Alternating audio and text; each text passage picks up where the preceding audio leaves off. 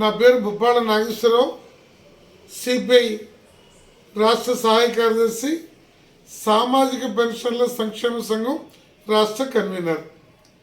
రాష్ట్రంలో జగన్మోహన్ రెడ్డి గారి ప్రభుత్వం ఓ తమాషా రాజకీయాలు చేస్తుంది. ఎన్నికల నిబంధనలను దృష్టిలో పెట్టుకొని వాలంటీర్స్ని పెన్షన్ల పంపిణీకి దూరంగా ఉంచమని ఎన్నికల కమిషన్ ఆదేశించింది. దానికి నిమ్మగడ్డ ప్రసాద్ గారు మరికొన్ని సమస్యలు ఎన్నికల కమిషన్కి రిప్రజెంటేషన్ చేయొచ్చు, కోర్టుకు వెళ్ళొచ్చు.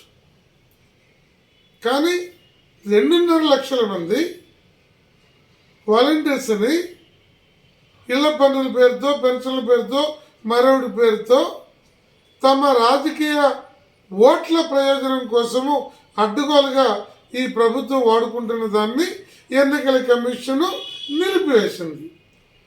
దీన్ని తట్టుకోలేక నేను పెన్షన్లు ఇవ్వలేకపోతున్నాను, దానికి చంద్రబాబు కారణం, ప్రతిపక్షాల కారణం, నిమ్మగడ్డ ప్రసాద్ కారణం, మరొకరి కారణం. ఇదే నడిపోయా ప్రభుత్వానికి నీ ప్రతి చోట సచివాలయాలు ఉన్నాయి, నీ ఎండిఓ ఆఫీసులు ఉన్నాయి, బోల్డంత సిబ్బంది ఉంది. ఆ సిబ్బందిని ఉపయోగించుకో. నువ్వు 65 లక్షల మందికి ఇవ్వడానికి ఈ సచివాలయాల్లో ఉన్నటువంటి వాళ్ళే చాలు. 1వ తారీఖు సగం, 2వ తారీఖు సగం. నీ దగ్గర డబ్బులు లేక ఒక్కోసారి 6-7 తారీఖుల దాకా అయిపోయింది.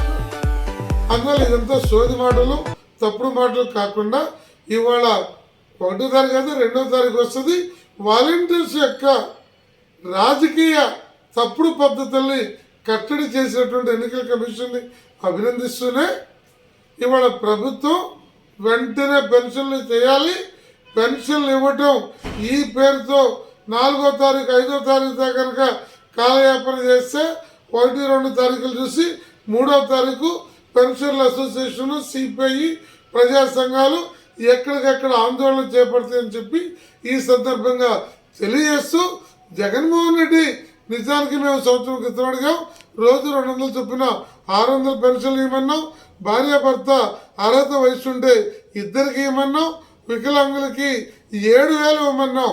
అది ఇవ్వడం చేతగాక దీన్ని అడ్డం పెట్టుకొని వాలంటీర్లు రెచ్చగొట్టి పెన్షన్ల దగ్గరికి వెళ్ళి సాక్షి ఛానల్ పెట్టి తప్పుడు పద్ధతి చేయడం అనేది ఎన్నికల నిబంధనల్ని ప్రభుత్వం, ఎన్నికల కమిషన్ని వక్రీకరించడము, దాని విశ్వసనీయతని దెబ్బతీయటం.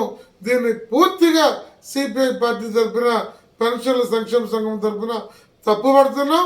1-2 తారీఖులు లేకపోతే 3వ తారీఖు నీ సంగతి తెలుస్తామని ఈ సందర్భంగా తెలియజేస్తున్నాం.